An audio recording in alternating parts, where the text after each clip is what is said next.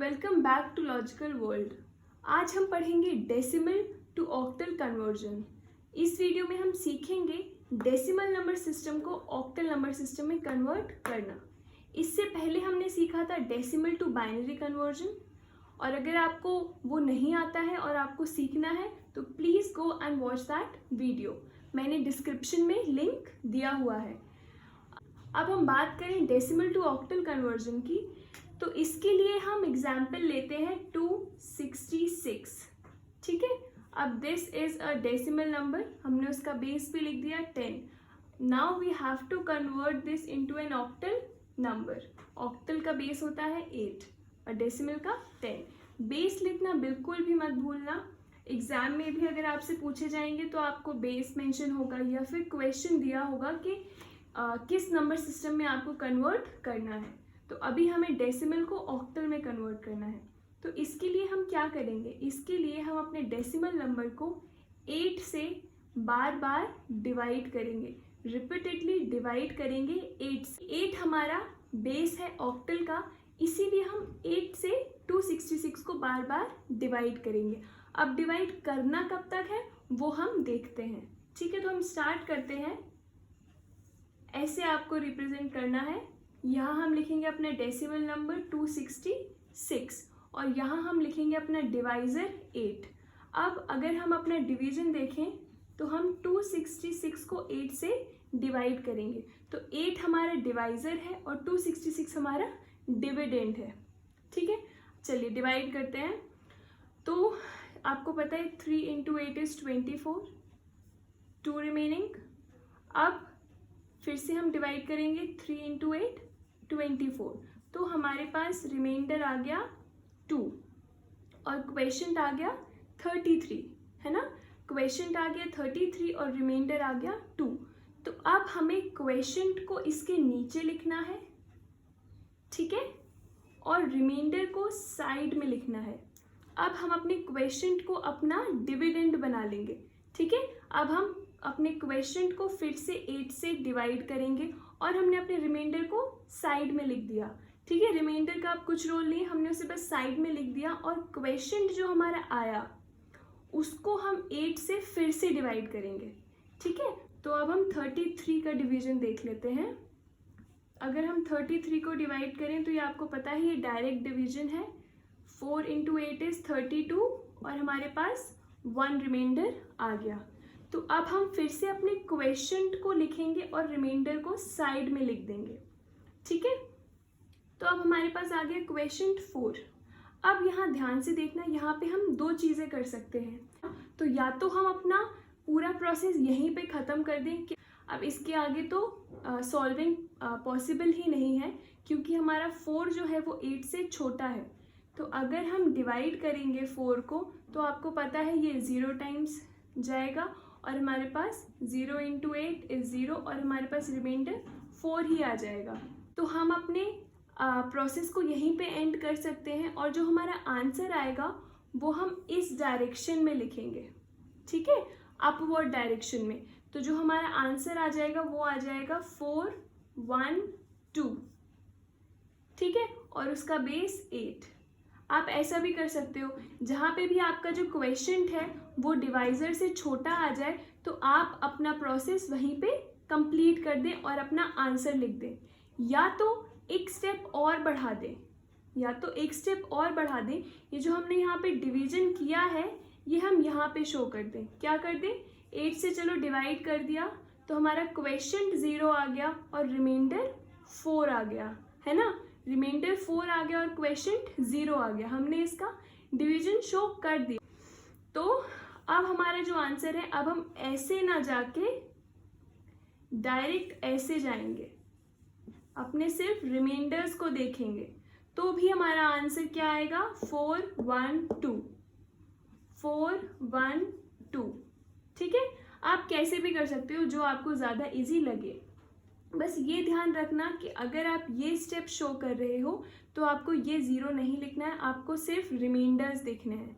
और अगर आप ये यहाँ तक कंप्लीट कर रहे हो तो आपको अपना 4 यहाँ पे जो नंबर है वो भी इंक्लूड करना है। तो अब जो हमारा 266 का ऑक्टल रिप्रेजेंटेशन है वो है 412। तो हमने अपने डेसिमल नंबर को ऑक्टल नंबर में कन्वर्ट कर लिया। तो जो हमारा आंसर है वो आया 412। तो हमने अपने 266 जो डेसिमल नंबर था हमारे पास, उसको हमने ऑक्टल नंबर में कन्वर्ट कर लिया और वो आया हमारे पास 412। आई होप ये आपको क्लियर हो गया होगा। अब जो हम नेक्स्ट एग्जाम्पल ले रहे हैं वो एग्जाम्पल हम लेंगे अब अपने फ्रैक्शन पार्ट का। फ्रैक्शन पार्ट में जो हम एग्जाम्पल लेते हैं अपना, वो एग्जाम्पल हम लेते हैं 0.231। ये है हमारा डेसिमल नंबर और हमें इसे कन्वर्ट करना है ऑक्टल नंबर में। अब अगर हम अपना फ्रैक्शन पोर्शन देखें तो इसके लिए थोड़ा मेथड अलग है। इसमें हमें 8 से डिवाइड नहीं करना, इसमें हमें 8 से मल्टीप्लाई करना है।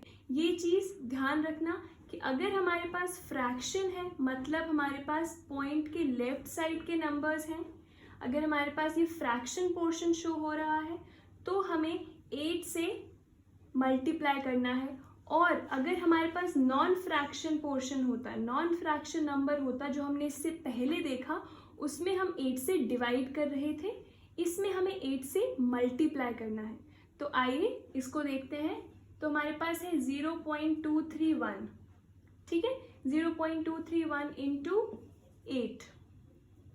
Simple multiplication, 8 into 1 is 8, 3 into 8 is 24 and 2 carry, 2 into 8 is 16, 16 plus 2 is 18 and 1 carry. Now 0 into 8 is 0 plus 1 1 और हमें अपना पॉइंट लगा देना है। तो ये आ गया हमारा पहला आंसर। अब हमें अपने आंसर का जो लेफ्ट पोर्शन है, ठीक है, जहाँ पे हमारा 1 आया है, उसको हमें साइड में लिख देना है। 1 को हमने साइड में लिख दिया। अब जो हमारा रिमेनिंग बचा वो बचा 0.848। ध्यान देना, जो भी हमारा लेफ्ट साइड में नंबर आएगा उसको हमें साइड में लिख देना है और हमें अपने रिमेनिंग नंबर को नीचे लाना है और उसको फिर से 8 से मल्टीप्लाई करना है। तो ये हो गया 0.848 इंटू 8। तो इसका जब मल्टीप्लिकेशन करेंगे, now 8 into 8 is 64, 6 carry, and 4 into 8 is 32. 32 plus 6 is 38. Now 3 carry.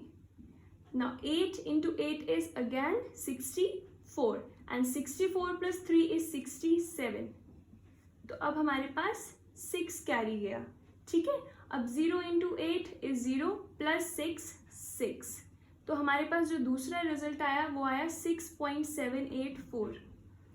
अब इसका अगर हम लेफ्ट पोर्शन देखें तो हमारे पास 6 आया है। तो अब हम 6 को साइड में लिख देंगे और हम अपने रिमेनिंग नंबर को, दैट इज 0.784, इसको नीचे लाके फिर से 8 से मल्टीप्लाई करेंगे, ठीक है। इसमें हम क्या कर रहे हैं, इसमें हम रिपीटेड मल्टीप्लिकेशन कर रहे हैं और हमने इससे पहले जो अपना नॉन फ्रैक्शन नंबर लिया था उसमें हम रिपीटेड डिवीजन कर रहे थे। इसके लिए हमें मल्टीप्लिकेशन करना है। तो अब हम इसका मल्टीप्लिकेशन देखते हैं। Now 4 into 8 is 32, 3 carry. Now 8 into 8 is 64 and 64 plus 3 is 67. Now 6 carry. Now 7 into 8 is 56 and 56 plus 6 is 62. तो हमारे पास 6 कैरी गया। Now 0 into 8 is 0 and plus 6. तो अब हम फिर से अपना लेफ्ट पोर्शन देखेंगे, वो है हमारा 6। तो अब 6 को हम साइड में लिख देंगे और नीचे ले आएंगे 0.272, ठीक है। अब हम इसको फिर से 8 से मल्टीप्लाई करते हैं। तो अब हम इसका मल्टीप्लिकेशन देखते हैं। 2 इंटू 8 16, 1 कैरी।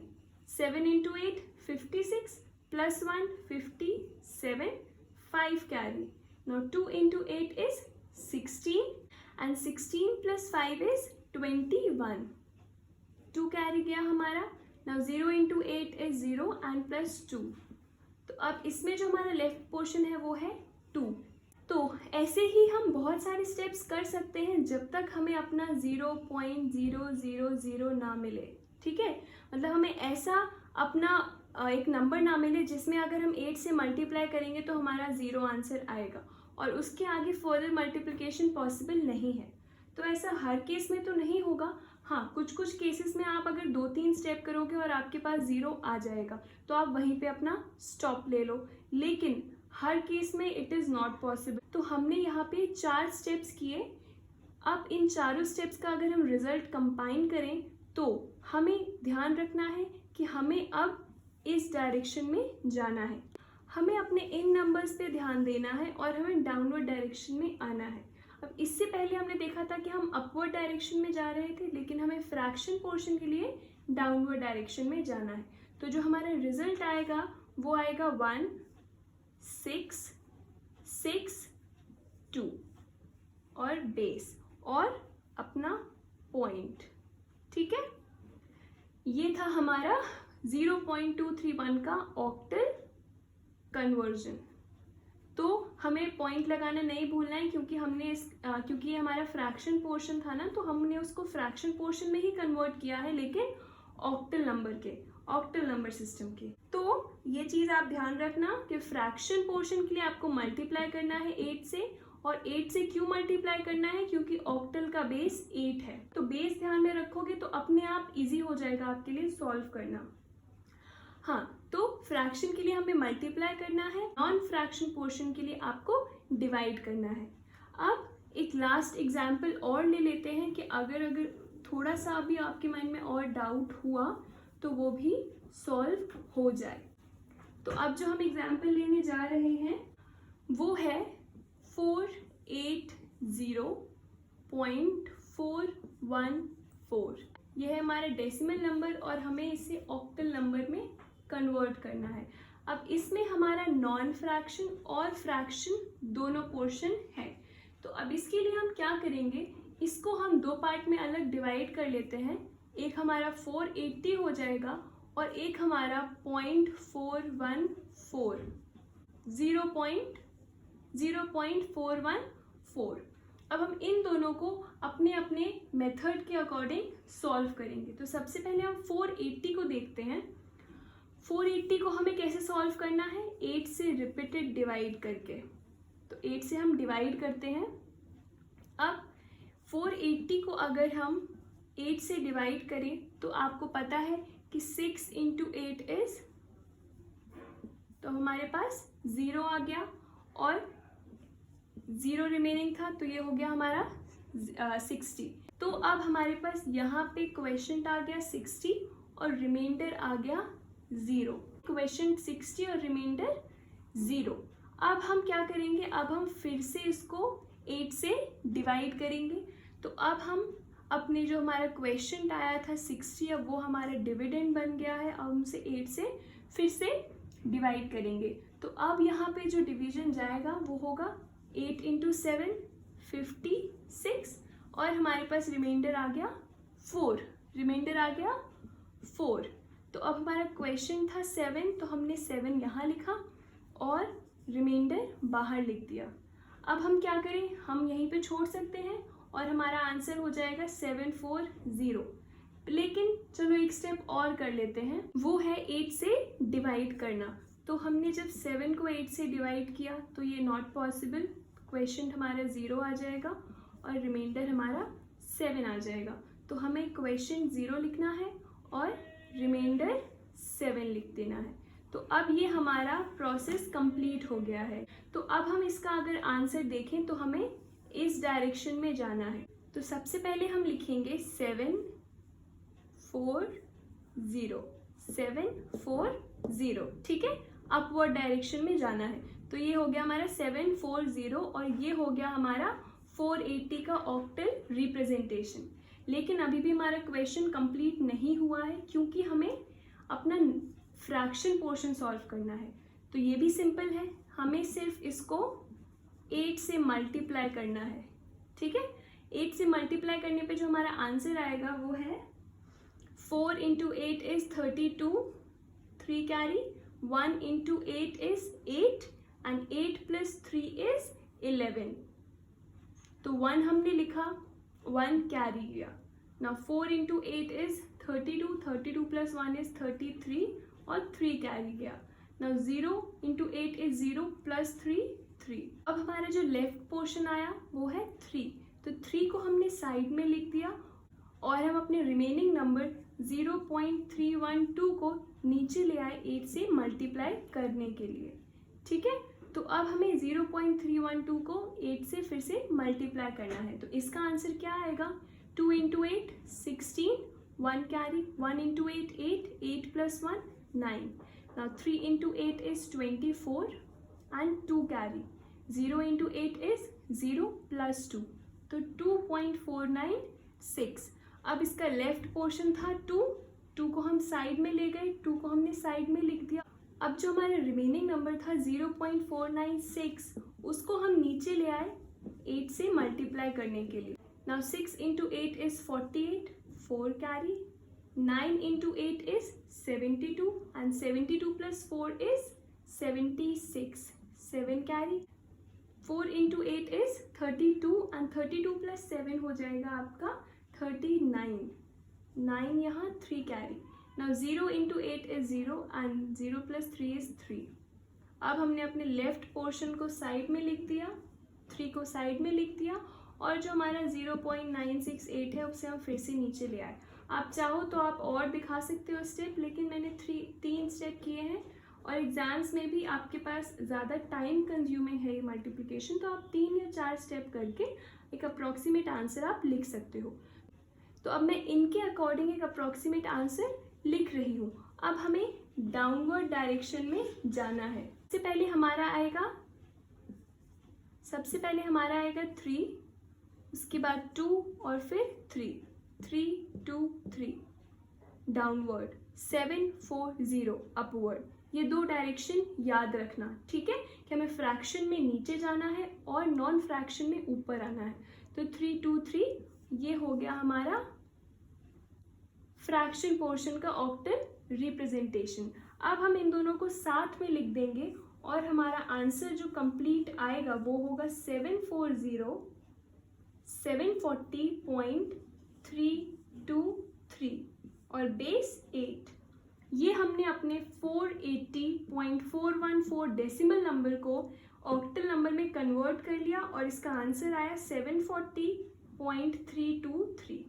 अब एक चीज़ ध्यान रखना, जब हमने डेसिमल टू बाइनरी कन्वर्जन किया था तब हमने 2 से डिवाइड और मल्टीप्लाई किया था, क्योंकि बाइनरी का बेस 2 था, और यहाँ पे हमने 8 से डिवाइड और मल्टीप्लाई किया है क्योंकि ऑक्टल का बेस 8 है। ठीक है, तो इससे हमें क्या समझ आ रहा है कि अगर हम डेसिमल से किसी और नंबर सिस्टम में कन्वर्जन करेंगे तो हमें उसके बेस से मल्टीप्लाई और डिवाइड करना है, अकॉर्डिंगली फ्रैक्शन और नॉन फ्रैक्शन पे डिपेंड करते हुए। तो ये चीज़ ध्यान रखना, और अगर कोई भी डाउट है तो प्लीज़ कमेंट सेक्शन में मेंशन कीजिए। I will try to solve your doubts, and if you found this video useful, please like and subscribe. Thank you.